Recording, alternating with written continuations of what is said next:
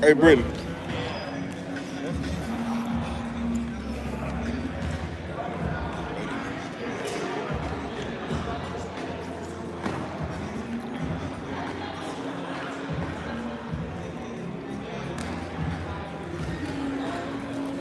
That one.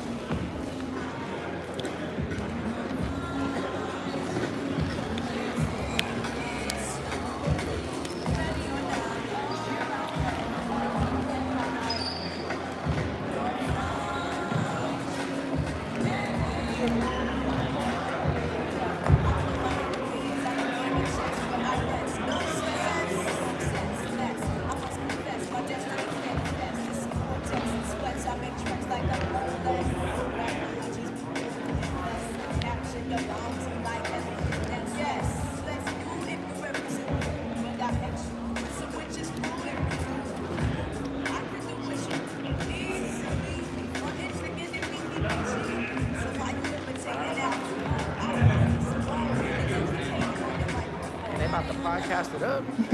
Talk all that good stuff. Yep, sneaker panel.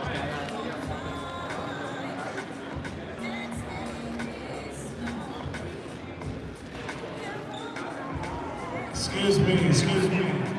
Once again, I want to thank everybody for coming out, all the vendors, all the customers, promoters, very much. Right now, we're going to do a little sit-down discussion with Flight Academy and Unbreakable.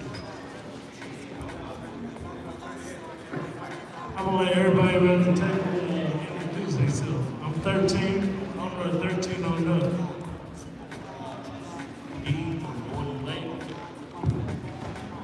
Right here. Kids. Michael B. Jordan with Fun Academy. 602 Warren, Classic Sports Apparel. That's cool. So my first question, Unbreakable.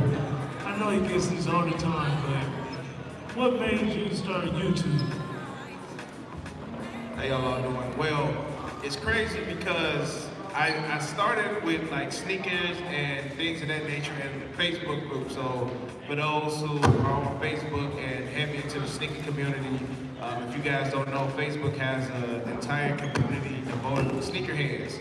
And I was just in the groups, posting shoes, and I got an early pair of Air Jordan 11 Space Jams from 2016, and I actually threw that review in the Facebook shoe group. And a couple of the homies like, man, bro, you should throw that on YouTube and, you know, see what can come about it. They're like, there's a lot of people who do this stuff on YouTube. So I wound up throwing a video on YouTube in 2016, and I wound up getting like 8,000 views. And I'm like, bro, like, people really, you know, sit and watch people talk about shoes. And ever since that, man, you know, it's been a God blessing.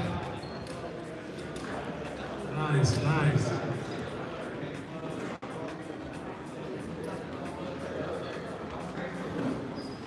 All right, so Flight, same question. What made you, what pushed you to start YouTube? For me, well, I started off on sneaker reselling, and that's how I break became cool. So we was out in sneaker in Houston, and everybody kind of know me for like reselling, like kind of like we were a little fan base, subscribers, whatever. Not subscribers, but like followers. So just after a while, you know, break and Slang kept telling me, like, man, you need to start a YouTube channel, like people really wrong with you. I'm like, nah, I don't really want to do it. I'm like, I just want to sell my shoes. Well, I decided to do it, man, and it's kind of like took off from there. I'm about to be like 2 years strong in the game, man. All right.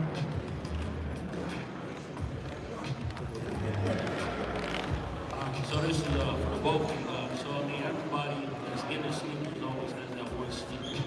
And you kind of started off. What is the one sneaker that got you into the bigger those?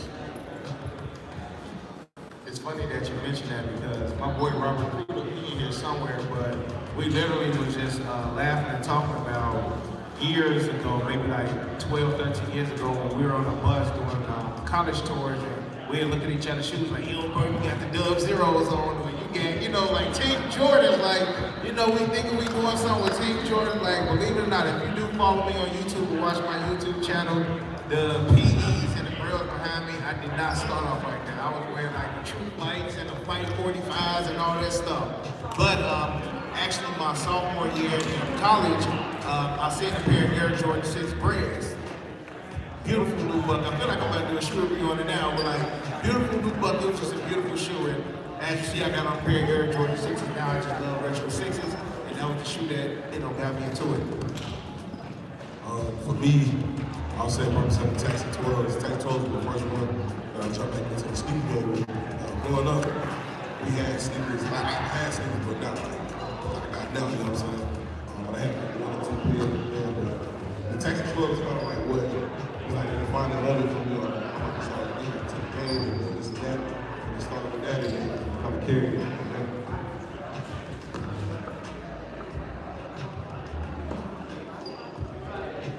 So everybody's got that one shoe that's always escaped.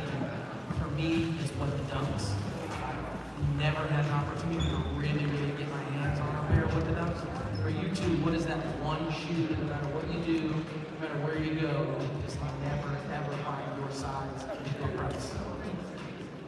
It's kind of funny because the shoe I've been trying to get lately is the Charles Scott Ford. And for some reason, if you watch my video, you'll see when I actually got a pair that was just appropriate down. I can't see the front one or if someone that do have one foot, they probably want to get it with home. But the Charles Scott Ford, I'm gonna have it before the end of the year. I'm probably gonna get it next week. So we'll have to see. Of course you are. Currently, like right now, there really hasn't been a shoe that has escaped. Only reason being is because I like to tell everybody, when you in sneakers, it's more than just buying sneakers. You got to network with people as well. And the relationships I've built over the years, the networking and the people that I know, all I got to do is send a text message. Now, the price may not be what I want it to be now. If that was the question, there's a lot of shoes that I want, but the price may be just a tad bit. But just with the networking I have, I'm good. I'm good. All right, cool. This is my last question for both of you guys. I know you get it all the time. Right. How many shoes do you have in your collection? And what do you think the value is? That's the question for you. Right now, I'm coming to a place in life, like I've been collecting shoes since 2010. You ain't said the price yet. I feel like I've been giving shoes an expiration date. So if I bought the shoe in 2011 and it's still dead stock now, 9 out of 10 is probably gone. So I'm gonna go ahead and just say, had I not started selling shoes to get PEs or trade-in, I probably would easily be 700-800 pairs deep. Currently in the bowl, give or take, let's say 400. Y'all don't know why I live, so I feel like I'm saying that. Around 400, and the value, I would say maybe $500,000 in value. Cap, more than that. Cap, more than that. Cap, more than that. It's more than that. Let's be honest. I don't know, man. I think I only got like 10 pairs of shoes, man. It's like, no, I mean, I sell my shoes all the time, but I always buy shoes. But I would say, man, no more than probably about 200, 250, if that, man. And then the value of it, probably like 200,000, 300,000. I mean, I got some the shoes that I did keep didn't work a lot, man. And then I got my inventory, like, inventory. I got about, I got a lot, man.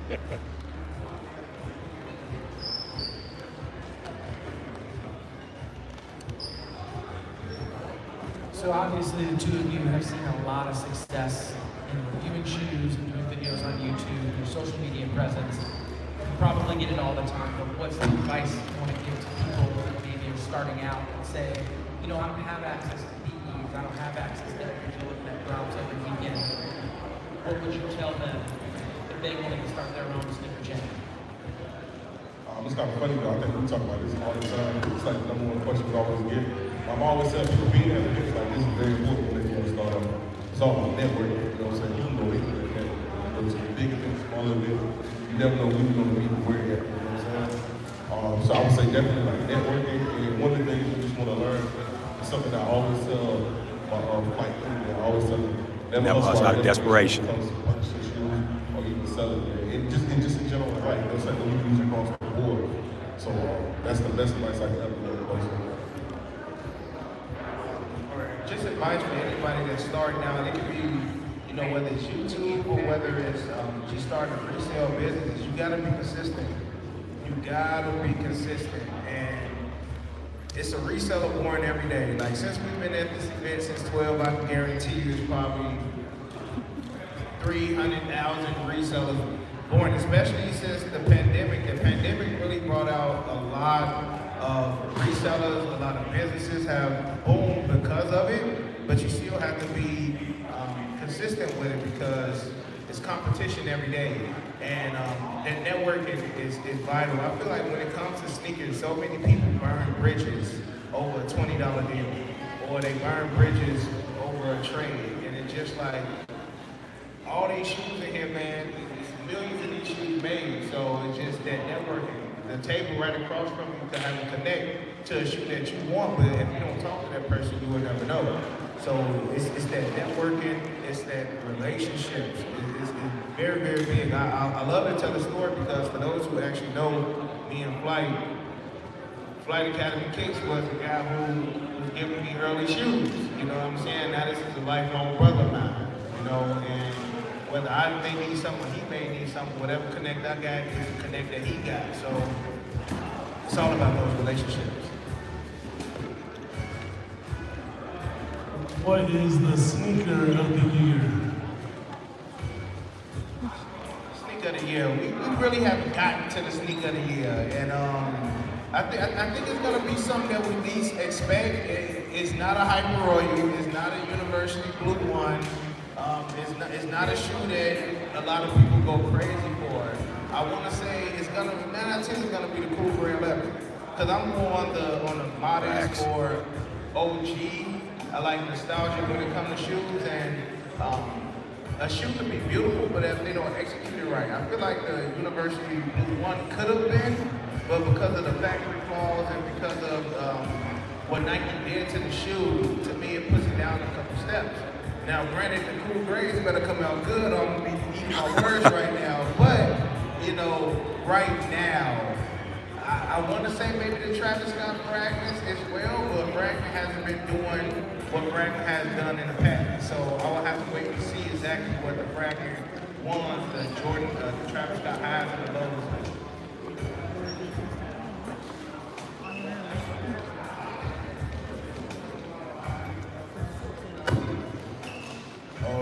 I would say sneaker of the year is probably going to be, like I said, the fragments, or in a sense, trophy.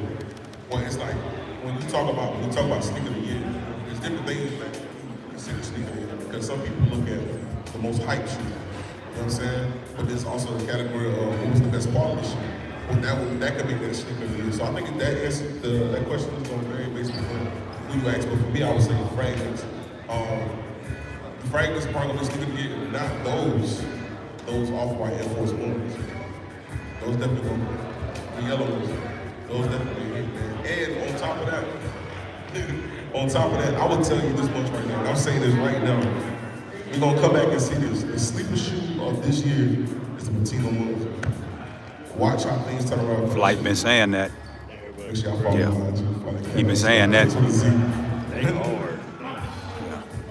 It must be something in the water he drinking, thinking Patina is going to be the sleeper of the year. But, I do agree with him as far as the quality of the shoe. That means a lot, because I feel like the quality either brings up the value of the shoe or brings down the value of the shoe. But again, it's either going to be the Cool Grays or the Fragments. But if we want to keep it a buck, and put our feelings to the side, it's the trophy room. Hands down, it's the trophy room. Whether you touch the shoe or whether you didn't touch the shoe, you can go look on Trophy Room right now, and people are still talking about the shoe that came out in February, bro. Whether they happy about the shoe or whether they not, the main thing is to keep that shoe in your mind.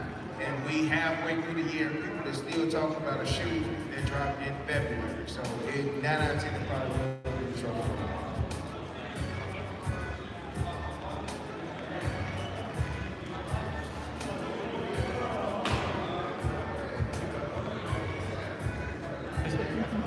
The shoe of the year is, for me, easily, hands down, the P-Rock.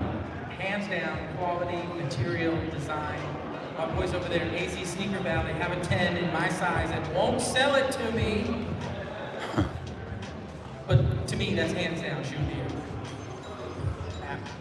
Hands down shoe of the year.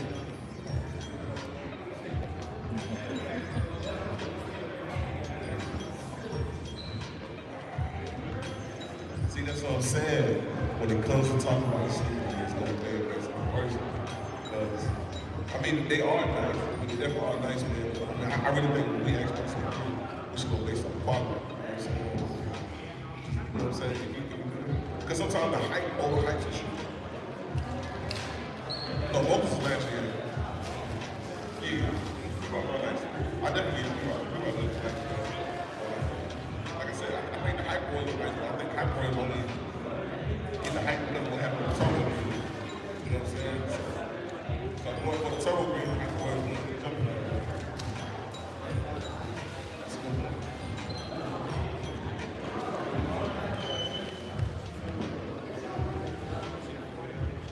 What's up? My name is Big P from Big P Heat. Hey, real quick, guys, I want to say, man, how much I appreciate my brother, 13. You know what I'm saying? We've been rocking for years. I think we met actually trying to buy a shoe from me for the 60-year-old. Trying to get a shoe. I'm not all working with him, so he said, the girl wanted me to tell me how old she was. She was too, man. Now, I want to thank you, man. You're a big influence on me.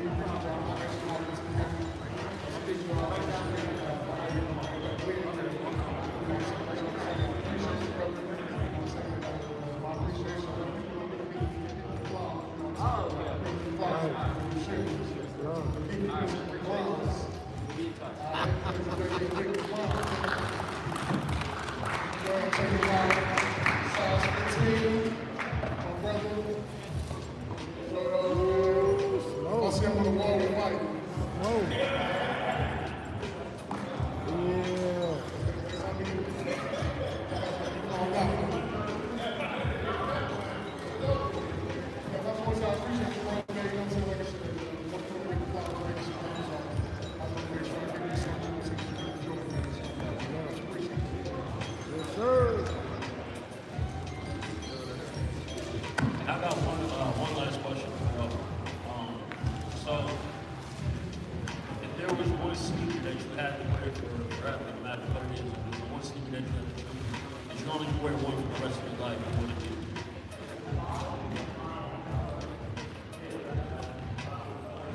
Black Cement 3, hands down. Black Cement 3, hands down. Man, it's a tough one. I would have to say, man, I gotta give it crispy. Talking about crispy pair of Air Monarchs, bro. I'm talking about you can survive anything in life with a pair of Air Monarchs, man. If anybody got a pair over there, man, give me some Air Monarchs. Nah, nah, bro. Hey, that's a good question. I would have to say probably like a pair of Yeezys, man. Just to be comfortable, man. A pair of Yeezys or your shoes, man, your airport shoes, or Presto, off-white Presto. But yeah, something like that, man. Cause some of these Jordans, man, you wear them for a long time, your feet get hurt, man. Except for the Sixers. Fall today. It'd be some kind of Air Max 1. It's simple, clean, comfortable, goes with everything. That's what I would do. LeBron.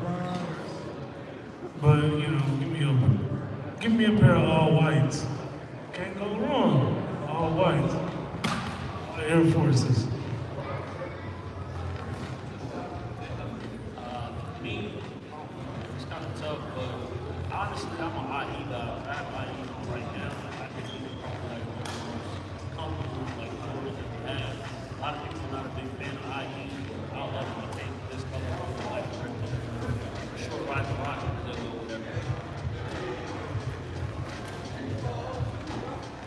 like myself, I'll take something like, I like my shoes to be comfortable, so it's probably like a fly. You know what I'm saying? Something that's going in, maybe black and white. Anything like that, free ride, anything of that nature. All right, I know y'all time. We'll wrap it up. Big thank you to Flight for coming all the way from Florida. Yes, indeed. To rock with your boy 13. Appreciate you.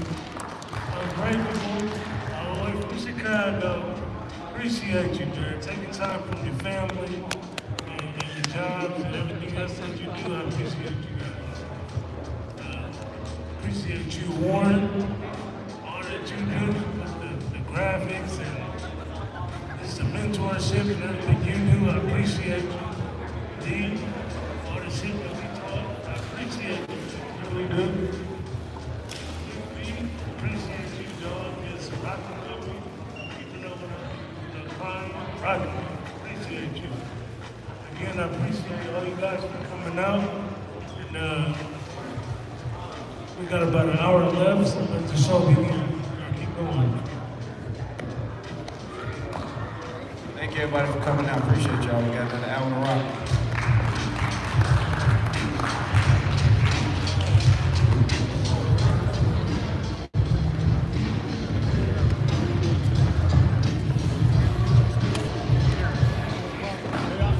What's good, what's good?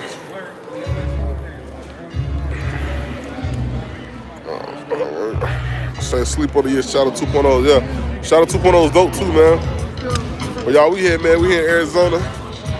The boy tired, man. I've been ripping and running cities, man. Most definitely, appreciate Big it. Flight crew, shout out to whoever put their dono in the live, man. We appreciate y'all support, man. Most It's one of the definitely. realest brothers ever, man. Nah, Like, Tim the genuine. realest, man. Hey, Tim will take care of us since we been here, man. We all we got. Facts, Believe man. that. Facts, man. So we here, man. We here in Arizona. But I'm ready to go home. I'm tired, man. I get some rest. Listen, June 26th, man, it's going down Tampa, Florida. Got my sneaker event. Listen, Flight crew, man, y'all pop out, man. Link is in the bio on my IG page. Y'all come through and, you know what I'm saying, get the tickets, get the tables, whatever you need, man. Make sure y'all there. We turn it up for my birthday, man. So I look forward to seeing a lot of y'all in the building. But I'm out, man. Shout out to Main and Bay for the $2 dono. They can bring a tithe and offering to the altar, man. So next time y'all see me, I'll be back home getting some sleep, man. So we out, man. Love y'all, man. Take flight with the fly, then fly me. Just ain't flying right. Hustle and motivate, long live Nip, man.